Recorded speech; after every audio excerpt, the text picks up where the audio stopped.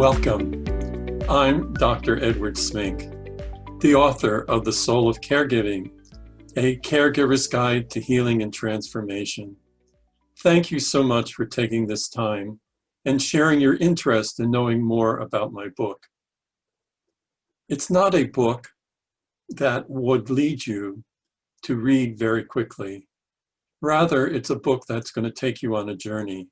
It's not a how-to-do book, but one that will engage you. And it's my hope that the stories and vignettes in this book will allow you to experience again and renew within you those insights that helped you to be a caregiver. We talk about the dance of caregiving. You know, it's a struggle each of us have as caregivers. Are we going to take care of ourselves? Oh my God, can we really allow ourselves to do that? When we have so much pressures and so much interest in helping others. So it's a real dance, the dance of self-care versus other care.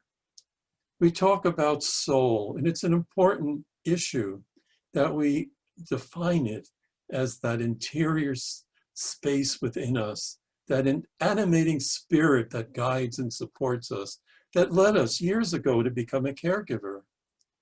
We talk about spirituality, the importance of those values that direct and guide us, values that are spiritual in the most broadest sense.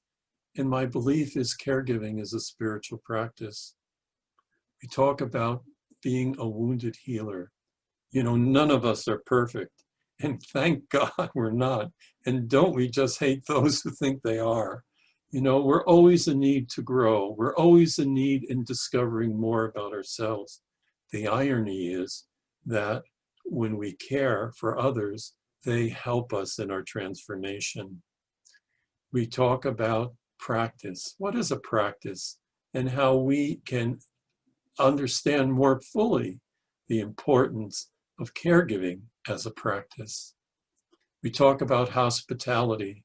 We're always going to help another. We create the space for them.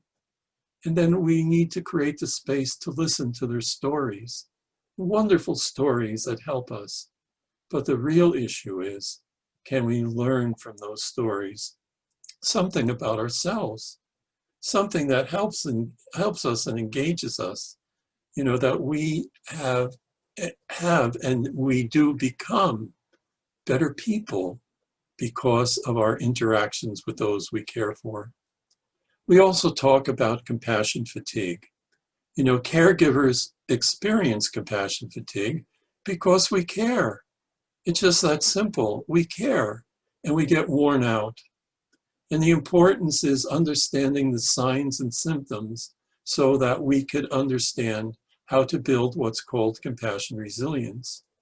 20 years ago, I didn't listen. I didn't listen to those interior promptings within me saying, help, get some help. I was too afraid. And also, could I trust another? Because caregivers often are shamed when they reach out for others. So the most important factor in building compassion resilience is understanding it's okay to acknowledge we're vulnerable. It's okay to acknowledge that I have these feelings within me. I'm not, a bad caregiver. I'm not going crazy. It's not a mental illness. The fact is I'm exhausted and it's affecting me.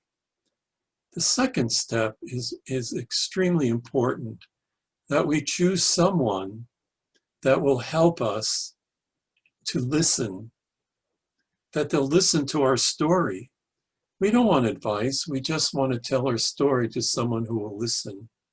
And when we feel we're heard, everything gets in its proper perspective. We're able to make appropriate decisions. We're able to understand and develop skills of self-care and compassion resilience. So thank you. Thank you for your interest in my book, The Soul of Caregiving, a caregiver's guide to healing and transformation. And thank you so much for caring for yourself and the invitation to realize how important that is. I'm Dr. Edward Smink, author of The Soul of Caregiving, A Caregiver's Guide to Healing and Transformation.